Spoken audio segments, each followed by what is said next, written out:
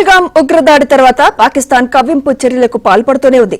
అయితే భారత్ మాత్రం వ్యూహాత్మకంగా ముందుకెళ్తోంది. మరోవైపు జ్యుడిషియల్ కమిషన్ కోసం దాఖలు చేసిన పిటిషన్ను సుప్రీంకోర్టు కొట్టేసింది.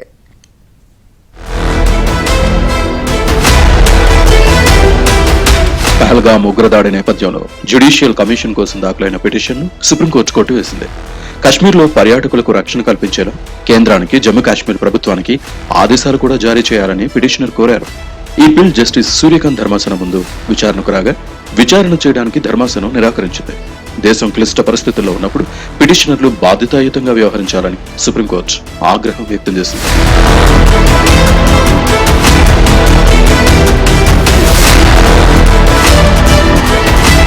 ఇక భారత్ పాకిస్తాన్ మధ్య ఉద్రిక్తతల నేపథ్యంలో అమెరికా విదేశాంగ శాఖ మంత్రి మార్క్ రూబియో, భారత విదేశీ వ్యవహారాల మంత్రి ఎస్ జయశంకర్, పాక్ ప్రధాని షహబాజ్ షరీఫ్ తో ఫోన్లో మాట్లాడారు.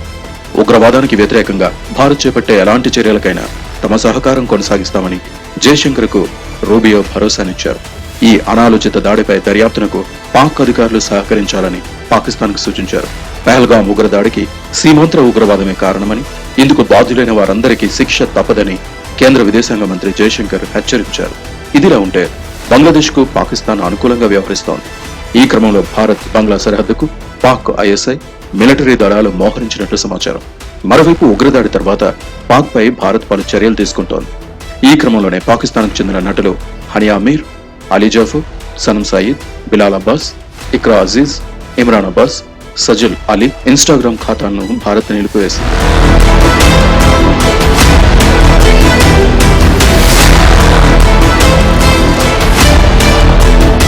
ఓవైపు ఉగ్రవాదులను అడ్డుపెట్టుకుని పాక్ కుట్ర రాజకీయాలు చేస్తుంటే, మరోవైపు ఆ దేశ నాయకులు మాత్రం రెచ్చగొట్టే వ్యాఖ్యలు చేస్తున్నారు. ఈ క్రమంలోనే పాకిస్తాన్ ఎగువ సభలో సెనేటర్ పాల్వాషా మొహమ్మద్ జై ఖాన్ తీవ్ర వ్యాఖ్యలు చేశారు.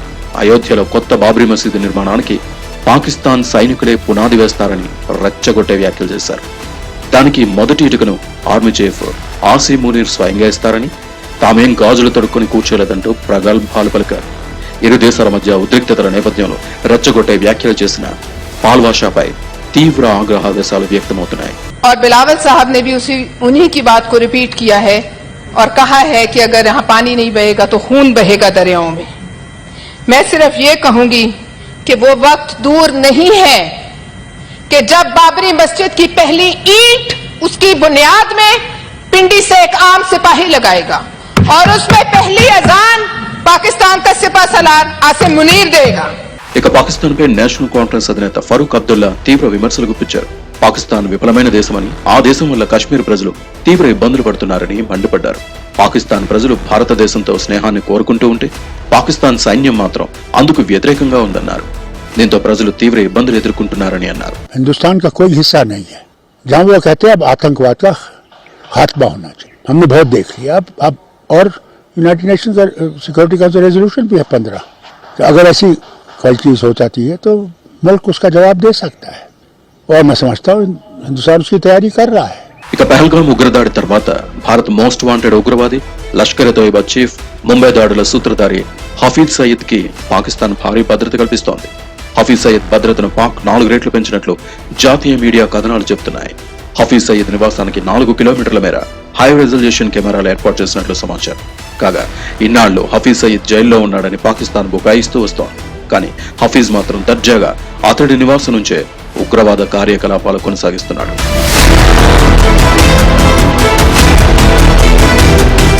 భారత్లోని పాకిస్తానీయులకు కేంద్రం ఊరటనిచ్చింది. దేశం విడిచి వెళ్లాలన్న ఆదేశాలను సవరించింది. తదుపరి ఉత్తర్వులు వెలువడే వరకు వాఘా, అట్టారీ సరిహద్దు నుంచి పాక్ వెళ్లేందుకు అనుమతినిచ్చింది. ఇక పహల్గాం ఉగ్రదాడి తర్వాత నెమ్మదిగా పర్యాటకులు కశ్మీర్ బాటపడుతున్నారు. విదేశీ పర్యాటకులు వస్తున్న నేపథ్యంలో పర్యాటక ప్రాంతంలో సాయుధ బలగాలతో భారీ బందోబస్తు కల్పిస్తున్నాయి.